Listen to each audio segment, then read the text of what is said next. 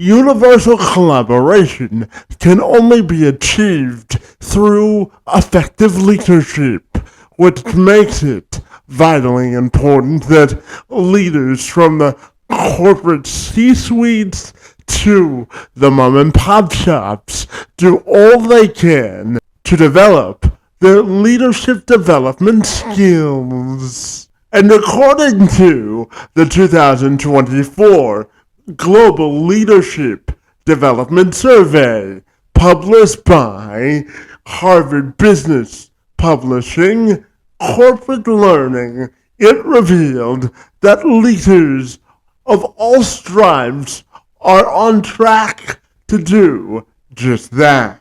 According to the survey, 70% of respondents said it's very important for leaders to master a wide range of leadership development behaviors in order to become the best versions of themselves as a leader that they can. The survey notes that it's important to have the mindset of the skills that brought leaders to where they are today are no longer independently sufficient enough to advance to the next level, because after all, life, business, and leadership is always a constant game of learning.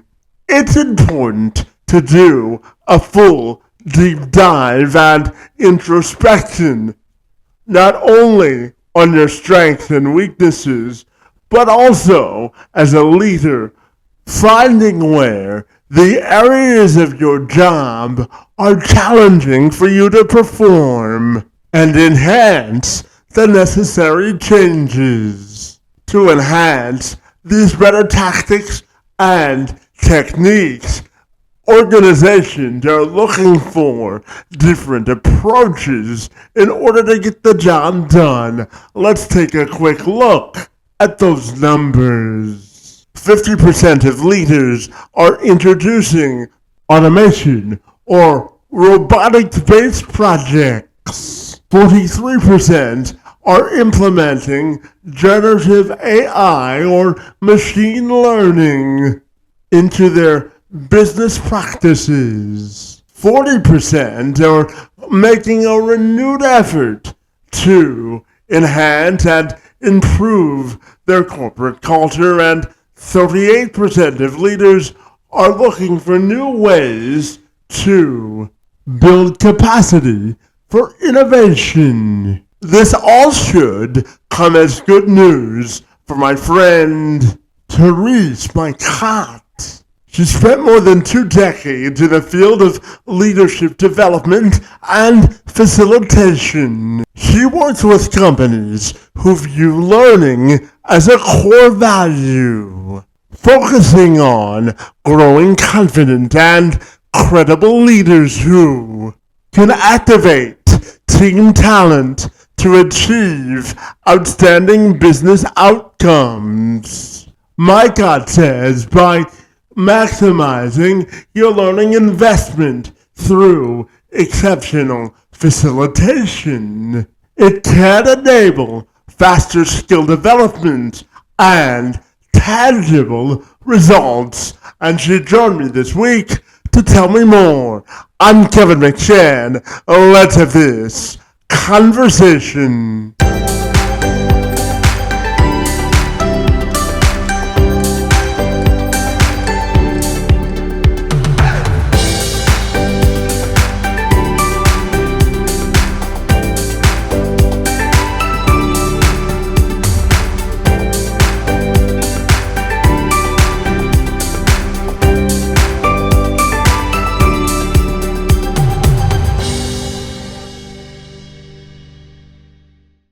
Absolutely. So, Therese, if you're ready, I'll take a moment to welcome you to the program. I'll wish you a happy New Year, my friend, and a good Tuesday. And thanks so much for being here. Oh, it's my pleasure, Kevin.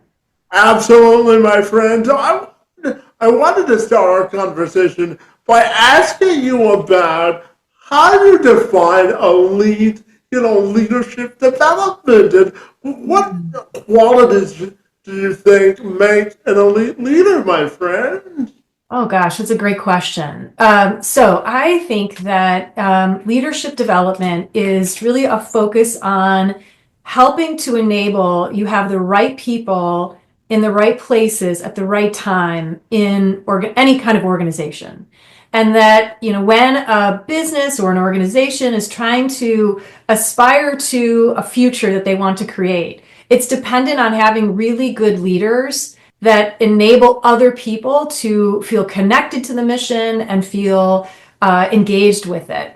And what makes great leaders? Ooh, it's such a good question, and there's not one answer. I find that it has a lot of different permutations depending on what kind of company you're in or what you're trying to aspire. But in general, I'd say I think leaders are good listeners. Leaders are really exceptional at being able to create high impact teams, get things done through and with others. They help to create a vision for others that they can feel a part of. They're supportive and can delegate without micromanaging. I could go on and on, but those are some of the characteristics I find that are important. Yeah, and I know, Therese, you work with companies who prioritize leadership development as a core value in Yeah. terms of aiming to develop credible and confident leaders, my friend. So Yeah. tell me, how do you do that, and what makes a credible and confident leader in your view, Yeah. my friend? Sure. Well, I started my career in HR roles where I got to listen in and sit in and be a part of strategy meetings. And my job was to figure out, okay, so if we're trying to achieve, some sort of growth, for instance, how are we going to get people, how are we going to get leaders capable of doing that? And so I always was inspired to work with the companies that see people as a core element to their business strategy, that it's not something separate. And so I find that, confident and credible leaders come from clarity. They're clear about what direction the business is going. They believe in the mission and in their people. They, know how to develop other people, and companies that see people as a priority are going to focus on that. Yeah, absolutely. And my friend, what do you think it means to maximize the investment when it comes to learning opportunities? Why do you think it's important that Yeah. leaders constantly invest in learning and development opportunities? Sure, sure. I think that at the pace of growth and the speed of growth, that in order for people to be ready for what's ahead, they need leaders to be continuing to develop their skills at what does it mean to lead a different generation of people, to lead through change. And I co-wrote a book called The Facilitation Advantage with my friend and co-author Kat Coppett, because how leadership development happens. So whether it's on the job learning or it is, learning it through a workshop or development experience, how it's facilitated matters. Because I think we've all been in situations and meetings where it's like, it's dull, it's not useful, it doesn't relate to us. And that minimizes the value of your investment in leadership development if you don't have good facilitators. Yeah, absolutely. And, Teresa, I also wanted to ask you about skill development and really developing or encouraging leaders to develop the skills of their people around them to develop a great succession plan, because every great leader is developing the next one, right? Right? Mhm. So, what are your thoughts then? Yeah, yeah, succession planning is a really important element because you're not just focused on managing the day to day, which is where a lot of leaders get stuck because, you're dealing with fire drills, you're dealing with, upset customers or, quality issues. And so those tend to take most of our time. But where leaders really need to equalize their time is to be thinking ahead. And part of thinking ahead is thinking about how do I develop people? How do I enable them to accelerate their growth to be able to take on new jobs? Maybe that's my job because I'm also thinking about how I grow. And that's going to be a really important element for leaders to future-proof themselves. Because if you're not thinking about the talent pipeline, then you're at risk of being able to have people capable to lead your strategy. Yeah, absolutely. And Therese, I'm also curious to ask you about your definition of inclusive leadership. Outside of hosting this podcast, I talk to business leaders and corporate leaders all the time about Mhm. the importance of hiring folks with disabilities. So I'm curious, how do you define inclusive leadership, and what sort of competitive advantage do you think hiring people with disabilities can provide to a leadership team, my Yeah, friend? for sure. I'll answer that question through the lens of my specialty, which is facilitation. And I think that inclusion is about creating the space for new ideas, for all ideas to be heard, competing points of view to be heard, and for people to feel they have psychological safety to speak up, to say the truth, to be able to bring the real issues to the table. And so I think facilitation skills as leaders enables you to be able to create an environment where people feel included. It's not just a few voices, it's everyone's voice. Yeah, And yeah, and I think when it comes to hiring people with disabilities, it's an overlooked and it's a big mistake of leaders to not consider the skills and capabilities of others that are differently abled from us, because what they bring and the experience and the knowledge that can be accessed if you are also really good at facilitation skills when you bring in people who are different than you. yeah, absolutely. And I want to know now, my friend, about your get it done approach. I know it combines practical experience with the sort of the knowledge or vision based to be ultra successful. So tell me about this approach and why it's so transformational, my friend. Sure. Well, so I am a believer in making things super practical. I think that if, are thrown a lot of theories or just philosophies, while helpful, it doesn't necessarily translate into behaviors and things that we can apply. So my bent is always towards how can I bring practical approaches and tips to leaders so they feel that they can immediately use them. One example is in the Facilitation Advantage, the book. We have a really simple self-assessment that speaks to leaders' day-to-day situations and helps them stack up against how am I doing relative to other facilitators. So that's one example of something very practical that helps you get it done and be thoughtful at the same time. Yeah, absolutely. And Therese, can I also ask you about the importance of listening as a leader? Because, every great leader, no matter how many degrees you have on a wall or how many years you went to school, Yeah. you can always learn something from someone else. So tell me about the importance of listening as a leader. What are your thoughts Oh, there? gosh, Kevin, I think it's the number one skill of leaders, of really exceptional leaders. And I think it's partially because there's a just general deficit of good listening. And we're not really wired to be good listeners as humans, right? There's constant distractions, right? There's constant things, or even our own thoughts are sometimes in our way of being a real listener. And listening to me is the ultimate superpower of leaders, because when you are a really good listener, you get to the root of problems sooner. When people feel heard and understood, they're much more likely to hear you. And so you become more influential. And it's such a rarity these days that you really stand out as an exceptional leader when you're a great listener.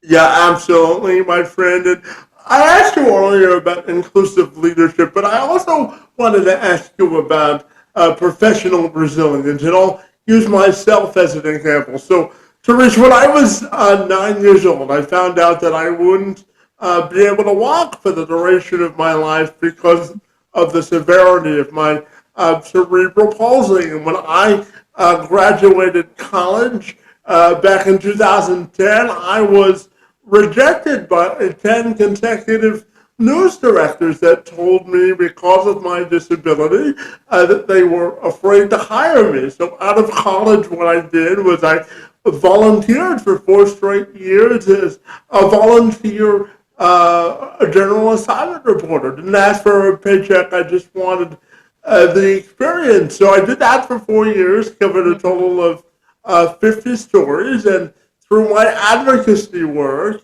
I was able to work with the Ontario government to appoint a special master to look at hiring folks with Mhm. disabilities. And I'm curious, when we look at the concept of professional resilience, what comes to mind for you, and how can leaders use it as a real strength when they're looking Yeah. to diversify teams? What are your thoughts Yeah. there?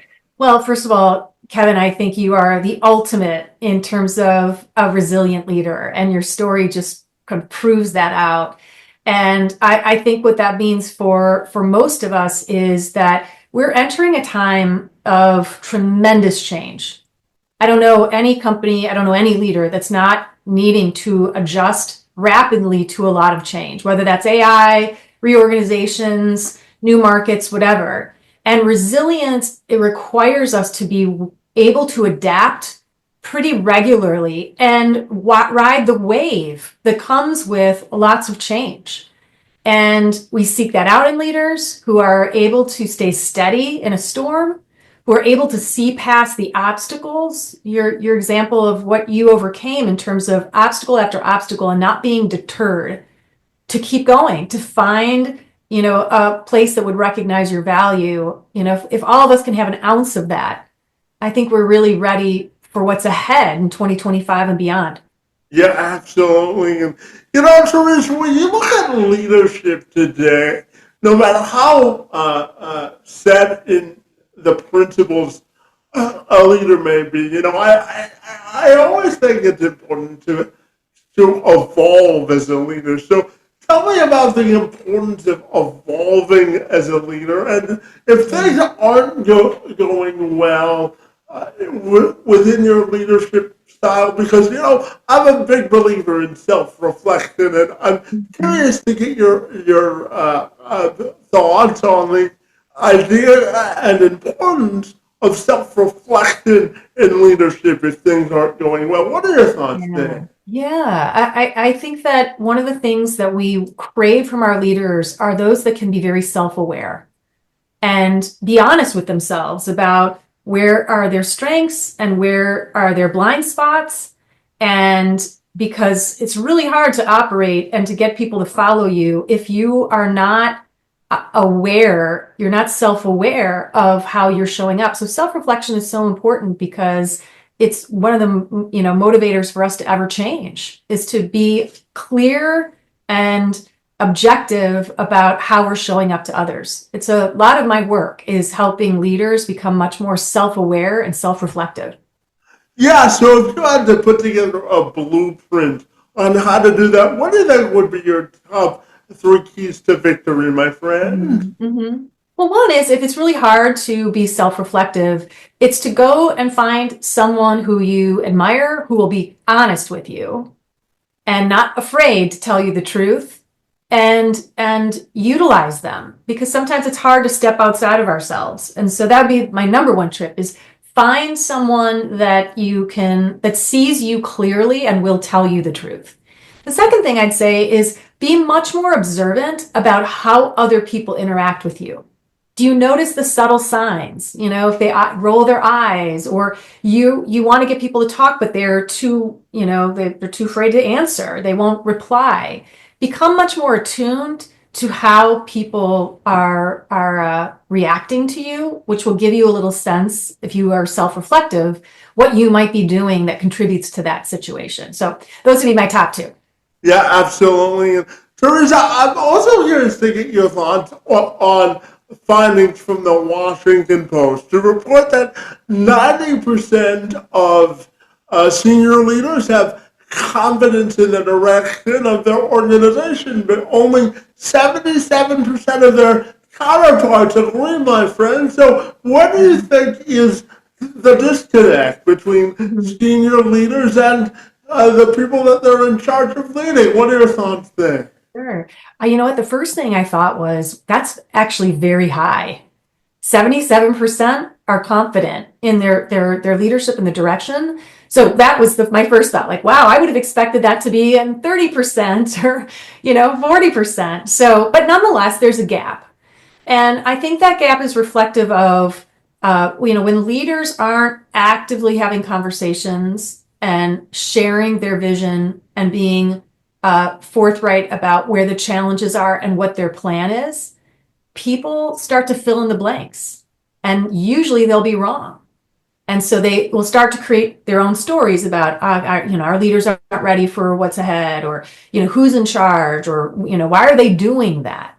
And so I find that most leaders struggle because they think, well, we told people, we told them the direction, we told them why we're changing. But the reality is people need to hear it over and over and over. And what does it mean for me? Might mean, we're changing because it's good for the business, but what's the impact to me? And so what leaders need to do to close that gap is really target their communication with much more intention, so that it's not leaving blank spaces for people to interpret what's happening at the top. Yeah, absolutely. And I know for yourself personally, you've spent more than 2 decades, as you mentioned, immersing in the world of leadership, observing and coaching leaders across Fortune 500 companies and beyond, my friend, and startups. And I know that your passion lies in transforming where leadership is needed to be fixed and rooted in sort of changing the mindset, my friend. So Mhm. tell me why this work is your passion and your purpose, and some of the top things you've learned about Mhm. the diversification of leaders. Tell me more, my Mhm. friend. Sure. So here's my big why. Here's why I do what I do, and I've kind of dedicated my life and career to it. When I was 13, my father passed away, leaving my mom to raise three teenagers. I was the middle child. And my mom did not really have a formal education, did not have a degree, and fell into many jobs that were pretty low level, and where her supervisor or her manager or her leader was pretty horrible.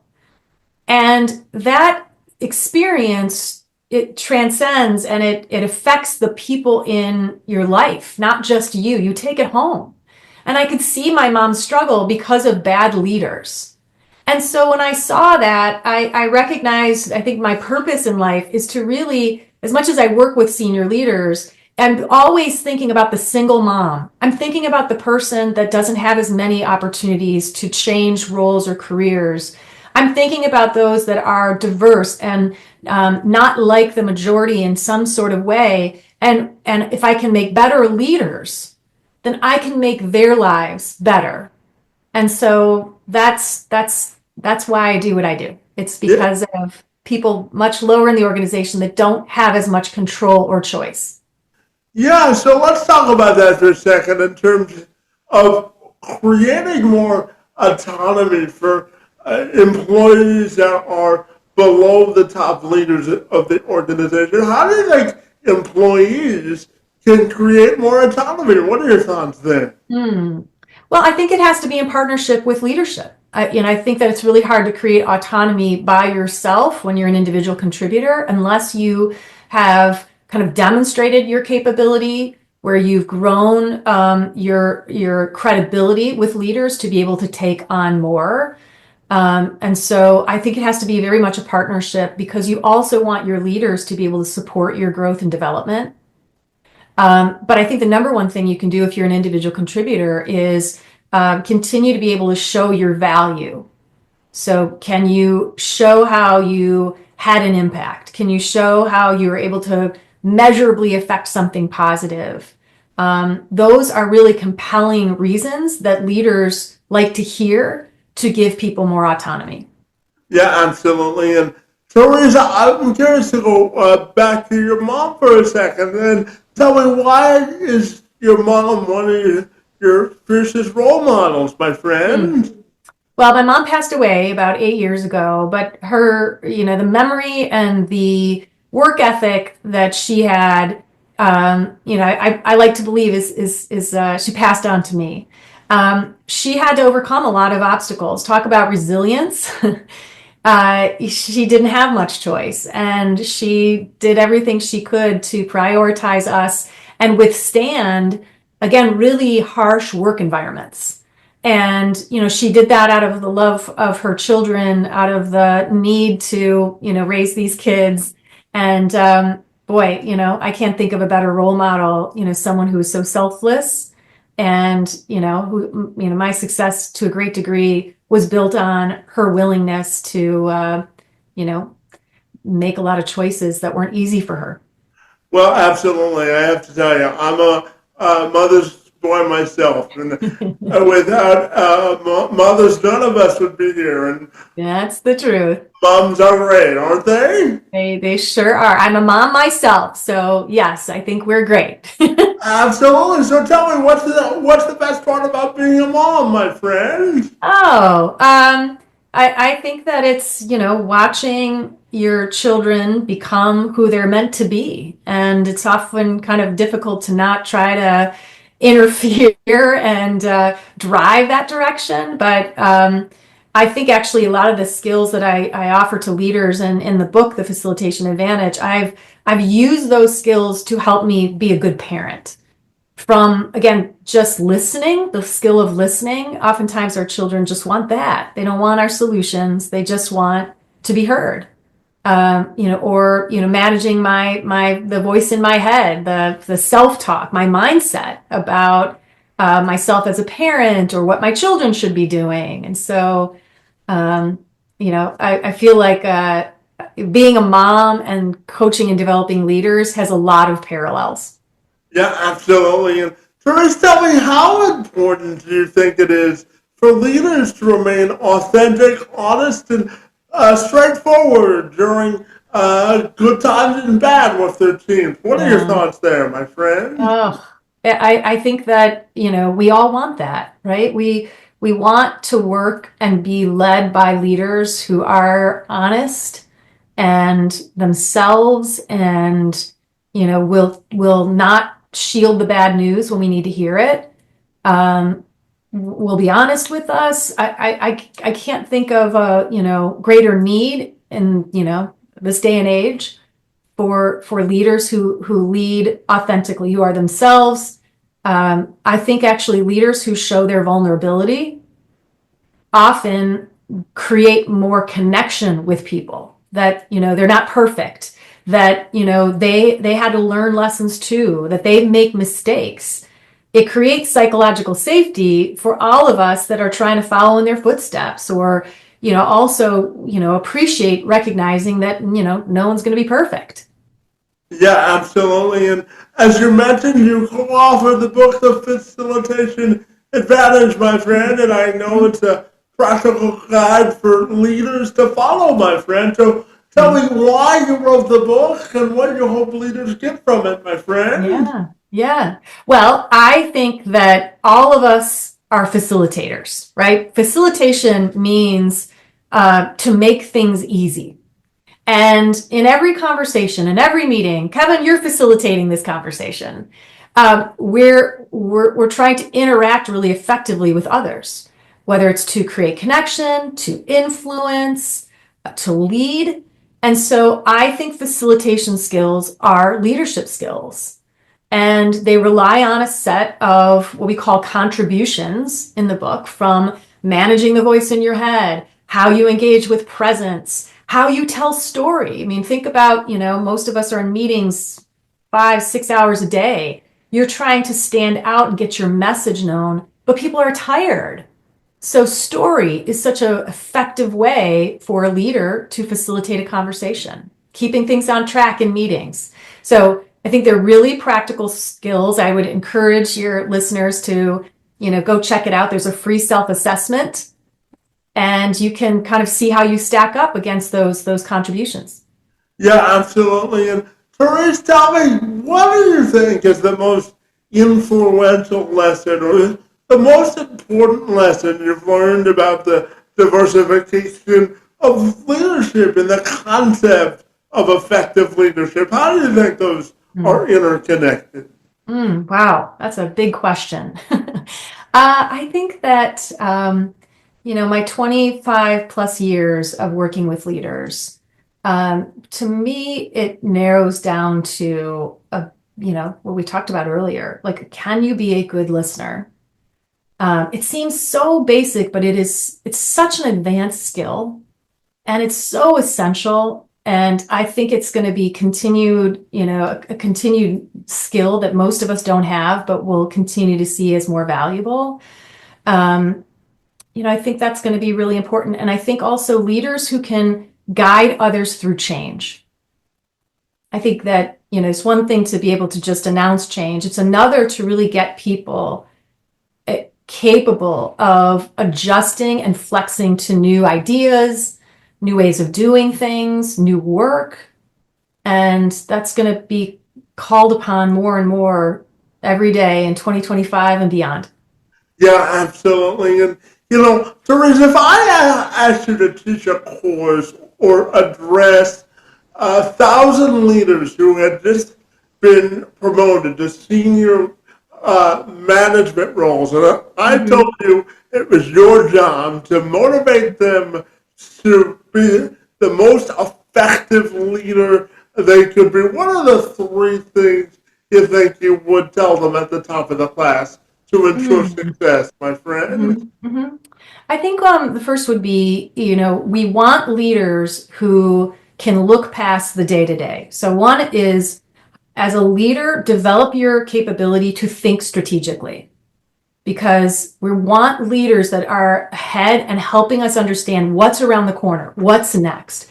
So you have to be able to balance the tasks of the day with thinking broadly, with looking into the future, with it being able to, no one has a crystal ball, but you've got to be able to help connect dots for people. That's really essential. That's the first thing I would say to leaders if I was in front of them and they just got promoted. The other thing I would say is develop your skills, because oftentimes your technical skill, so if you're a great engineer or you're a great IT person or you're a great salesperson, those skills are not enough now to be a leader. There are other skills like how to give feedback, how to delegate, how to have tough conversations, how to hold people accountable. And I would focus on developing those skills, because that will complement your functional skill that makes you a well-rounded leader. Yeah, absolutely. And I have a two-part question I'm fascinated to get your answer to. In terms of when you look at leadership trends today, I'm curious what frustrates you the most about leadership? And if I gave you a magic wand, how would you fix the things that I don't want to say annoy, but sort of get under your skin as leaders, my friend? What are your thoughts Mm. there? I think as I talk to a lot of senior executives, the number one thing that's frustrating them, and so I'll carry it forward, is the inability to hold people accountable. And when you really unpack what is that, why is it so frustrating? It's in part because I think a lot of leaders don't know how to have feedback conversations, and they also are not good at clarifying and getting agreements. They think they have agreements with people, but things are moving so fast, they're not real agreements. And so that's the thing that I think, if I could wave a magic wand, because there's nothing more disappointing if you're an employee and you find that at the end of the year, your manager is saying, you didn't do as good as you thought you did, and you're caught off guard. It's not Mhm. fair to the employee. It's not fair to the organization when leaders aren't good at being able to establish clear agreements and then give feedback. Yeah, absolutely. So, how do you think we can reimagine the term leadership accountability? What are your thoughts there? Hmm. Well, I think again, I would break it down into those two parts. Like, are you good at being able to help people understand what does success look like? So if you're giving them an assignment, say start of 2025, you have new objectives. So in your head, you might have, okay, this is what success looks like. But how do you get that into the other person's head? So there's no miscommunication or confusion about what does it look like. So the more leaders can articulate their definition of success when they're setting up goals or, priorities for people, that's step number one. And like, what's in it for them? Why should they want to do it? And so when you can start there, you begin to have a foundation to be able to hold people accountable to what you just discussed. Yeah, Then, yeah, go ahead. Feedback. Yeah, absolutely. And Therese, I know you live there in Milwaukee, my friend. So, Yeah. what's the best part about Wisconsin culture? What do I need to Oh, know when I visit Wisconsin, my friend? that's an easy answer, Kevin. It is cheese and it is custard. I So thought you that you might. I thought you might say that. And if you want to throw the Packers in there too, you can do that. Okay? Well, yeah, I'm hoping for the best, but year round, it's always a safe bet. Maybe Uh, not bet on the Packers, but bet on some really good cheese curds and custard. oh, sure. And I have to be honest here. You're talking to a Lions fan. So we beat the Packers Oh. twice this year. So that put a smile on my face. So, If the Packers don't win, I'm rooting for the Lions. well, it took the Lions a long time to beat the Packers on a consistent basis. So I'm riding Yeah. the wave for as long as I can. Okay. Yeah. Yeah. Fair enough. Absolutely, my friend. And tell me, how are you defining personal prosperity for yourself in 2025? And what are your non negotiables or the things you're not willing to compromise on Mhm. when we talk about your own personal or professional happiness, my friend? My friend, what are Yeah. your thoughts then? Well, I think for me, this is the year of being able to be more purposeful with my time. And because it's so easy for you finish your day and you're like, what did I do? I was so busy, but what did I do? So I want to be more purposeful about where I put my energy and my time. And I really want to work with leaders and organizations that, again, see the business priority around leadership. And that it's a nice thing to do, but it's an imperative to be able to support the business. So I think I want to attract those kinds of clients into my life, and also be able to spot those that aren't aligned with that.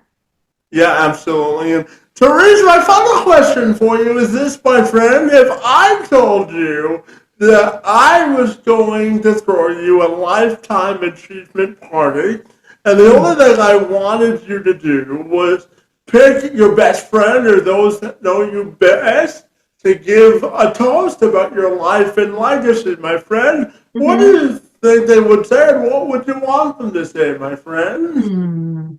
Wow. I think I would really want them to say that I enriched their lives, that I, was kind of focused on helping other people, that I impacted the world in a positive way. I would hope they would say that I was a genuine friend and generous, and that, at the end of the day, I would hope they would say that I really achieved my purpose, which was to make people's lives better through good leaders, through good leadership. Yeah, absolutely. And my friend Pamela, tell me if people want to get connected with you, what's the best way they can do that? Yeah. Well, go to thefacilitationadvantage.com. Again, I would encourage you to go there, take this free self-assessment. We also offer, my co-author and I offer coaching and one-on-one sessions, small group sessions, workshops. So you can explore more at that website. And then also, please link into me. I would love to have your followers be connected to me, and I'm very active on LinkedIn. Absolutely, my friend. Well, I have to tell you and let you in on a little secret. Tomorrow we're a week away from my birthday, so I want to thank you for giving me an early birthday present and Oh, happy by birthday. having this conversation. And by the way, you join me on the week that will surpass 1,000 episodes for the endeavor for the podcast. So I want to thank you for Wow. contributing to the milestone and for all the great work that you do with leadership, my friend. Thanks so very much for Oh. being here and for engaging in conversation. It's most appreciated. Thanks so much, Kevin. This was a joy.